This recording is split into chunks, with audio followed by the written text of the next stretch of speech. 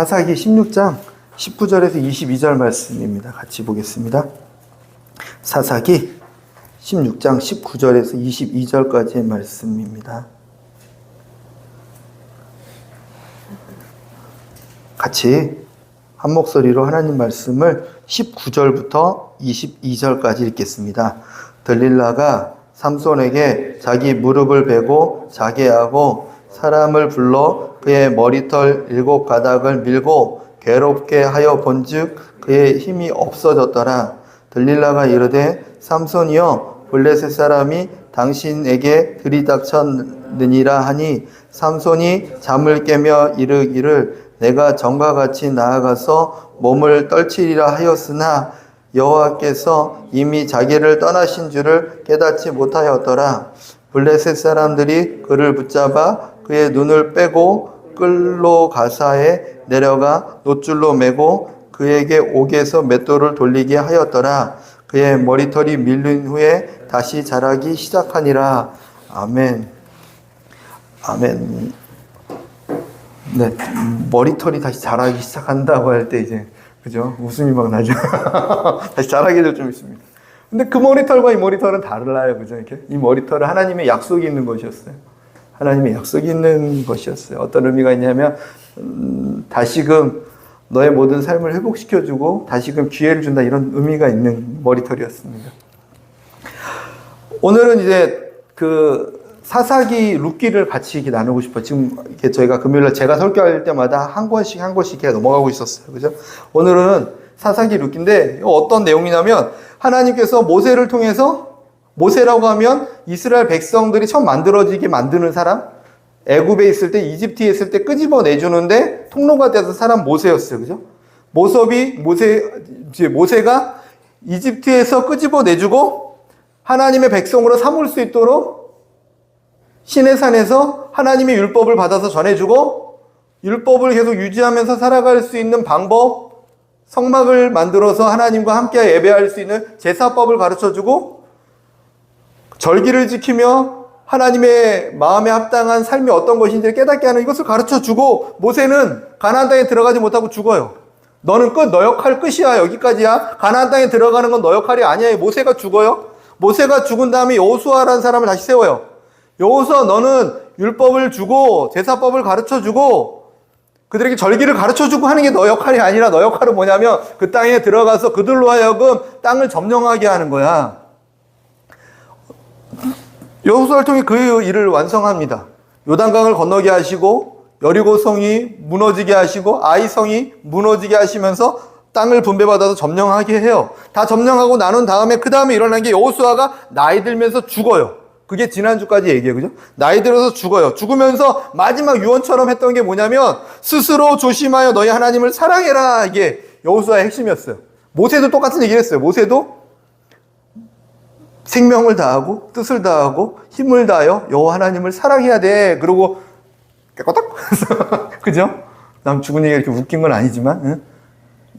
그 얘기를 하고 사라지고 여호수아도 똑같은 얘기를 하고 사라졌어요. 내가 없어져도 하나님 잃지 말아야 돼. 하나님 사랑해야 돼. 하나님 사랑해야 돼. 얘기하고 사라졌어요. 근데 여호수아를 죽었는데부터 이어지는 내용이에요. 죽었는데 다른 사람을 안 세워주시네요. 모세, 여호수아 있으면 누군가가 세워져야 되잖아요. 누군가가 세워져야 되는데 안 세워지는 거예요. 하나님이 누구를 세우지 않는 거예요. 그게 시작이에요, 이제. 아무도 안 세워줘도 하나님은 뭘 기대하셨느냐면 이게 굳이 사람의 리더십이 없어도 하나님이 이미 가르쳐준 것, 율법, 십계명을 가르쳐줬어요. 그죠? 하나님을 사랑하는 거고 이웃을 사랑하는 게 내가 원하는 법이다. 하나님의 법을 가르쳐줬어요. 그 법을 잘 지키기 위해서 어떻게 해야 되냐면 너는 번제를 드리고 그죠? 너의 삶이 네게 아니라는 것을 인정하고 하나님께 늘 드리고 죄지면 회개하고 하나님과 늘 교제하며 화목제를 드리라고 하면서 늘 교제하고 감사하고 찬송하며 그러니까 네 삶을 다 하나님께 드리고 하나님 찬송하고 회개하며 또 이웃을 돌아보며 이렇게 살아가면 율법을 지키는 거야. 그것을 기억해. 그리고 절기를 지키면서 그것을 살아가다오. 네가 정해진 땅에서 까먹을까봐 레위 지파라는 한 지파는 땅을 분배해주지 않고 각 지파에게 보내서 제사장이 내게 보내줄게.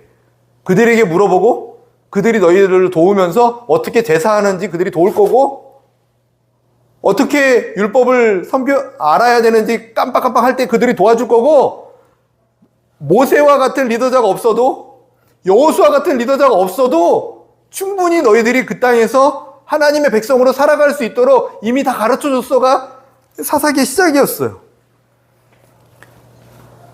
저희들에게도 하나님은 이미 다 가르쳐 주셨나요? 이렇게 하나님이 뭘 원하시는지. 그리고 예배하는 삶, 그것을 통해서 하나님께서 기뻐하시는 삶을 살아내는 방법들 다 가르쳐 줬는데, 이스라엘 백성들은 그 방법들도 가르쳐 주고 레위 지파라는 사람들을 통해서 어떻게 살아가는 방법까지도 그들로 하여금 가르쳐 줄 수 있는 통로를 줬는데, 방법도 가르쳐 준, 지금으로 따지면 성경책도 주고 교회도 주고 담임 목사님도 세워주고 해서 충분히 들으면서 알아갈 수 있는 방법도 줬는데, 몰라도. 근데 그들이 어떻게 했냐면 사사기 21장 25절에 보면 이렇게 기록하고 있습니다. 그때 이스라엘에 왕이 없으므로 사람이 각기 자기의 소견에 옳은 대로 행하였더라, 이렇게 기록하고 있어요. 그들이 있잖아, 왕이 없으므로 자기 생각에 옳은 대로 막 행동했어. 무슨 뜻이냐면, 모세도 없고 여호수아도 없지만 나 있잖아, 하나님 왕인데 왕이 없는 것처럼 그들은 살았어. 나를 멸시하고 나를 무시하고, 나 하나님은 여기 있는데 어디 한 장소에 머문 것도 아니고 어디 한 개인에게 머문 것도 아니고, 그들이 늘 하나님과 동행할 수 있도록 생각하고 사랑하는 그 자리에 나는 항상 있었는데, 그들이 나를 버려버리고 멸시하고 마치 왕이 없는 것처럼 자기 마음대로 막 행동해버렸어. 그 내용이 사사기의 내용이에요. 그 사사기 내용이 어떻게 정리되냐면 이렇게 해요. 이스라엘 백성들이 율법을 버렸다, 제사를 버렸다. 다시 말하면 율법을 버렸다라는 건 이런 내용이에요. 율법이 뭐였어요? 이렇게 하나님 사랑하는 것. 근데 우상 숭배를 막 해요. 우상 숭배, 하나님보다 다른 걸로 더 사랑하면서 막 살아가는 거예요, 백성들이. 하나님을 제일 사랑해야 되는데 하나님보다 사랑하는 게 너무 많아지네요. 우상 숭배라고 말해요. 막 살인도 해요. 이 사사기 보면 막 살인도 해요. 사람도 죽여요. 그리고 막 동성애도 막 해요. 그리고 이웃 사람들을 막 이렇게 보태주고 도와주는 게 아니라 괴롭히고 힘들게 하고 그들을 갈취하는 이런 모습들이, 율법을 완전 버리는 거죠. 그죠? 그런 삶을 막 살아가요. 하나님 보실 때 어땠냐면, 야, 나의 백성들의 모습이 하나도 없다. 우상 숭배하는 모습을, 내가 원하는 이스라엘 백성들은 어디 갔니? 이웃을 섬기고 사랑하는 게 아니라 이웃에게 무엇을 갈취할 때 하나님은 내가 생각하는, 내가 지금까지 모세와 여호수아를 통해서 훈련했던 내 백성들은 어디 갔냐? 하나님 그 입장을 찾으시는 거죠. 그 결과가 어떻게 됐냐면 삶에 고통과 수고와 아픔이 들어왔다. 주변 나라들이 그들을 괴롭히고, 주변 나라들만 괴롭힘이 아니라 그 나라 안에서도 기근이 오고 어려움이 오고 다툼이 오고 내부 갈등이 와요. 안에서도 문제가 일어나고 밖에서도 그들을 공격해요. 안팎으로 막 문제가 계속 터지는 거예요. 그때서 그들은 뭘 하냐면, 이 문제의 핵심이 이 주변의 사람도 아니고 나를 괴롭히는 어떤 환경도 아니고, 결국 내가 하나님과 율법을 어기고 하나님의 제사법대로 살지 않고, 다시 말하면 하나님을 사랑하지 않는 것이 가장 큰 죄였구나. 회개해요. 그래서 회개하니까 하나님께서 사람을 다시 보내줘요. 이것을 해결할 수 있는 이미지 주체의 사람, 그 사람들을 사사라고 말해요. 이 패턴이 계속 돌아요. 7번이나 또 돌고 또 돌고 또 돌고 또 돌고. 하나님이 사람을 보내서 해방됐을 때 이게 사사기 내용이에요.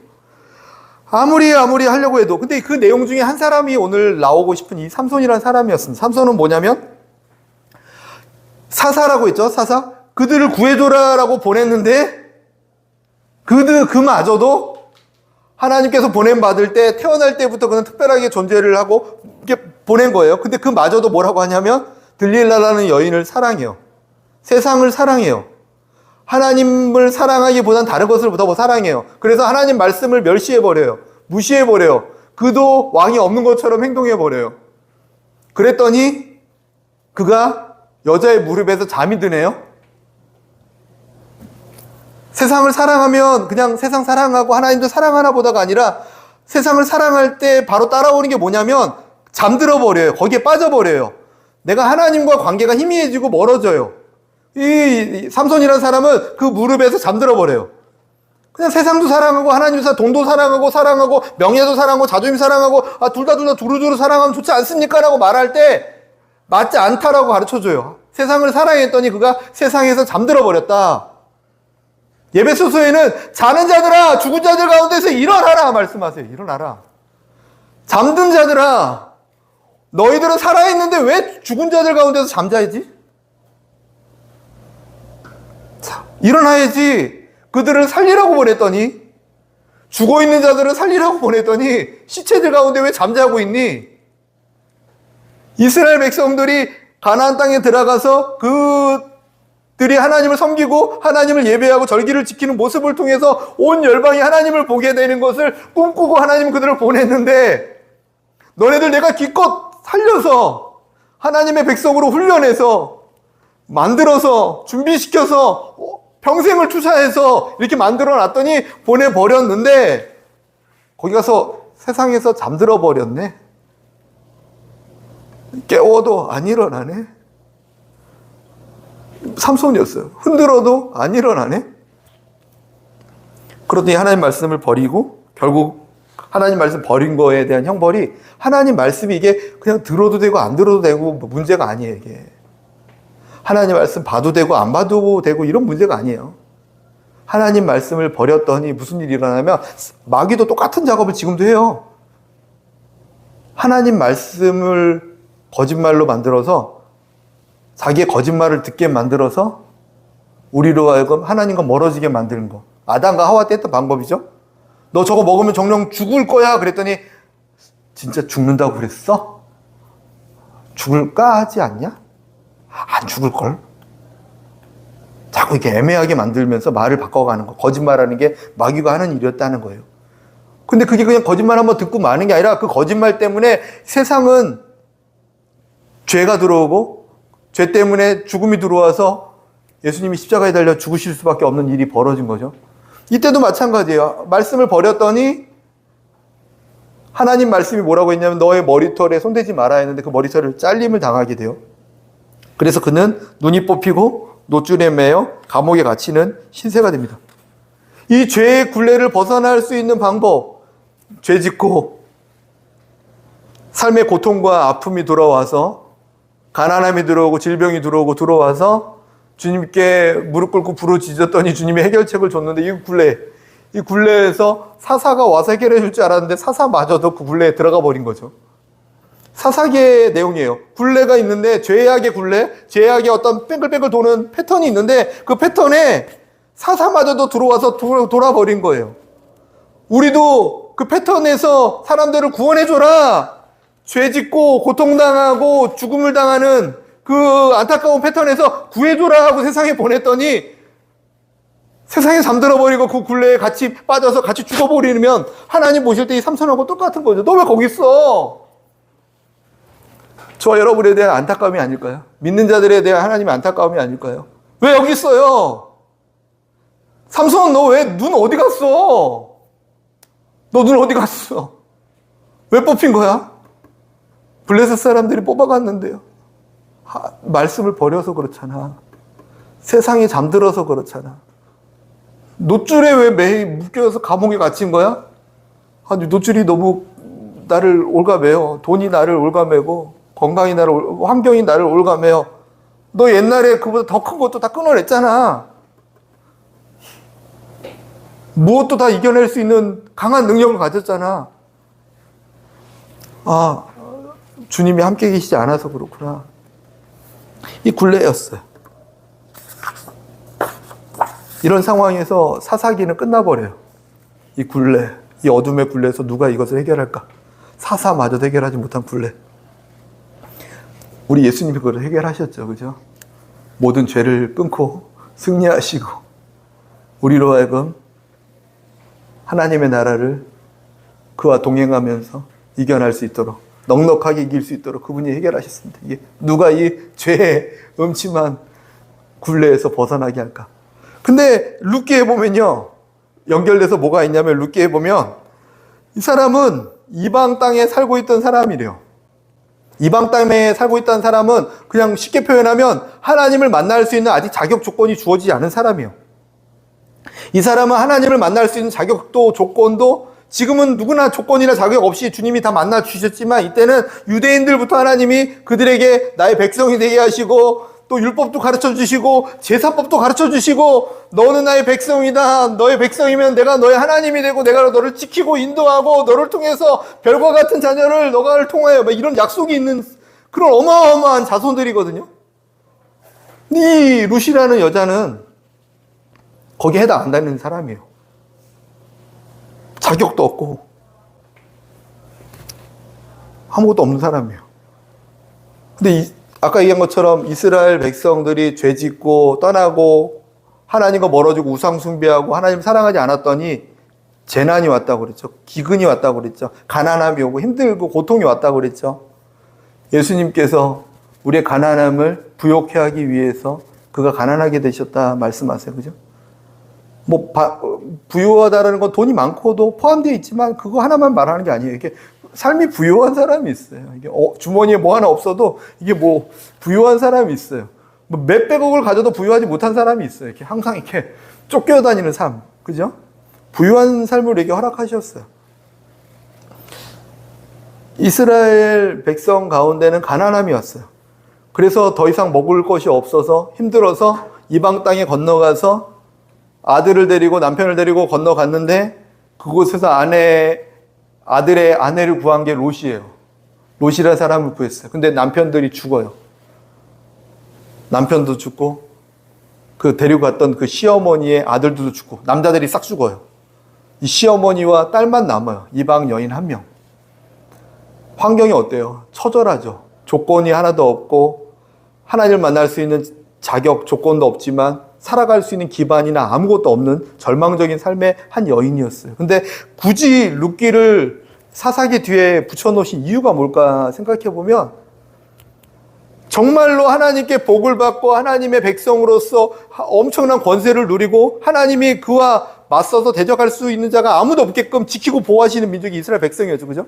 누가 막았어요? 아무도 못 막았어요. 이스라엘 백성들을 대적할 수 있는 사람이 아무도 없었어요.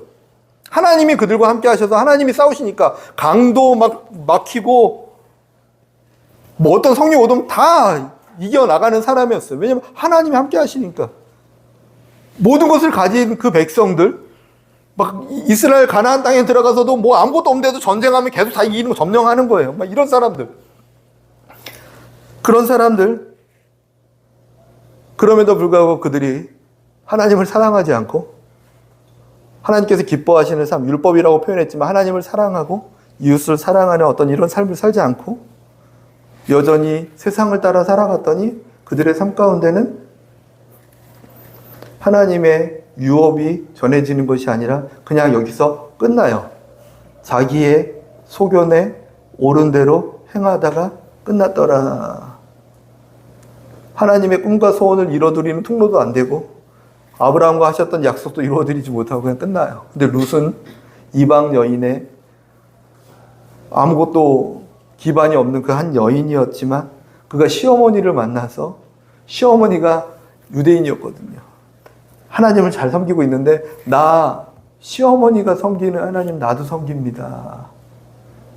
율법을 들은 적은 없지만 시어머니가 믿는 그 하나님 나도 믿고 당신의 하나님이 나의 하나님 나의 하나님이 당신의 하나님이 어머니 하나님이 되고 싶습니다. 나는 그 하나님을 진심으로 섬기고 싶습니다. 라고 했을 때 그 사람을 통해서 하나님은 새 역사를 다시 쓰신다라는 거예요. 나중에 그 여인이 시어머니를 따라서 이스라엘 땅에 와서 한 남자 보아스라는 사람을 만나서 결혼하게 되고 그가 아들을 낳고 했을 때 그 아들이 다윗이 돼요. 여기서 말하고자 하는 게 뭐예요? 죄의 굴레에 계속 살아가는 건 환경과 조건이나 이런 부분이 아니고 하나님을 진심으로 사랑하고 섬기고 그와 동행하기를 원하시는지 안 원하시는지 주님 그것을 묻고 계시다라는 거예요. 사사기에서는 모든 것을 하나님 섬길 수 있는 조건과 자격을 다 가지고 있고 모태신앙 갖고 다 가지고 있음에도 불구하고 하나님을 진심으로 섬기지 않았을 때 그들은 하나님의 유업을 이어가지 못했어요. 근데 아무 조건도 하나님을 믿을 수 있는 자격도 환경도 아무것도 없었지만 그럼에도 불구하고 그는 저분이 믿고 있는 하나님을 믿겠습니다라고 하면서 진심으로 하나님을 섬기기 시작할 때 그의 삶 가운데는요, 하나님의 새 역사가 그를 통해 다시 쓰여지기 시작한다라는 거죠. 자신의 삶을 보고 환경을 보면서 어려워하기보다는, 조건을 보기보다는 하나님께 더 가까이 나아가고 결단되어지는 것, 그것이 하나님께서 기뻐하시는 삶인 줄 믿습니다. 그게 사사기 룻기의 내용이에요. 우리는 어떤 사람들입니까? 이방인입니까? 이방인이시죠, 그죠? 어떻게 보면 유대인보다 더 이방인이에요. 이방인임에도 불구하고 유대인처럼 세상을 또 사랑하고, 너무 안타까운 거죠, 그죠? 진심으로 하나님을 섬기고 사랑하고 하나님께서 가르쳐준 제사법 이해하기 쉽게 하기 위해서 번제가 무엇이었죠? 나의 삶은 내게 아니라 하나님의 것입니다. 드리는 거. 오늘 아브라함처럼 아브라함 너의 아들을 모리아산 한 지시한 산에 가서 내게 번제로 드리지 않겠니? 번제요? 너의 아들이 너게 아니라는 것을 인정하는 거야. 너의 삶은 너게 아니라는 것을 인정하는 거야. 예, 번제로 드립니다. 그래, 그럴 때 너의 삶이 내 것이 되고 나와 함께 십자가에 달려 죽고 다시금 새로운 삶을 살게 되는 거야. 번제였어요. 늘 하나님과 교제하는 화목제물을 드려줬으면 좋겠어요. 이게 하나님과 교제하는 거죠. 무엇을 요구하고 달라고 안 하더라도 그분의 마음을 알고 그분의 마음을 느끼고 그분의 마음을 누리게 되는 삶. 아브라함이 그랬어요.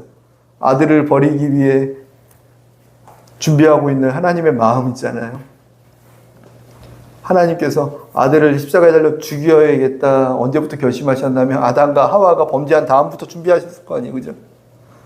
여자의 후손을 통해서 내가 너희를 구원한다 준비하셨어요. 그 준비하신 가운데 아브라함에게 내가 좀 준비하는 것들에 대한 것을 나누는, 나의 마음을 나누는 시간이었잖아요, 그죠? 저희들에게도 지금 하나님은 그것을 계속 하기를 원하세요. 내 마음이 어떤지 아니? 내 마음을 너에게 나누기를 원한다. 지수야, 내 마음이 어떤 건지 아니? 너의 마음, 그래, 나는 다 알고 있어. 근데 잠깐 접어놓고 내 마음에 좀 귀 기울여 줄 수 있겠니? 하나님을 이렇게 물어볼 수 있다는 거예요. 그게 화목제였어요. 하나님의 마음을 우리에게 전해주고 누리게 되는 것. 그러면 하나님의 마음을 알고 난 다음에 우리에게 하나님은 이런 단어를 주세요. 친구다. 종에게는 나의 마음을 나누지 않는데 친구에게는 나눠줘. 너는 나의 친구야. 하나님의 친구된 삶을 살아냈으면 좋겠습니다. 사사기를 잠깐 나눴어요. 그리고 나머지 제사법도 또 있는데 두 가지만 하고요. 그죠? 너무 길어지네.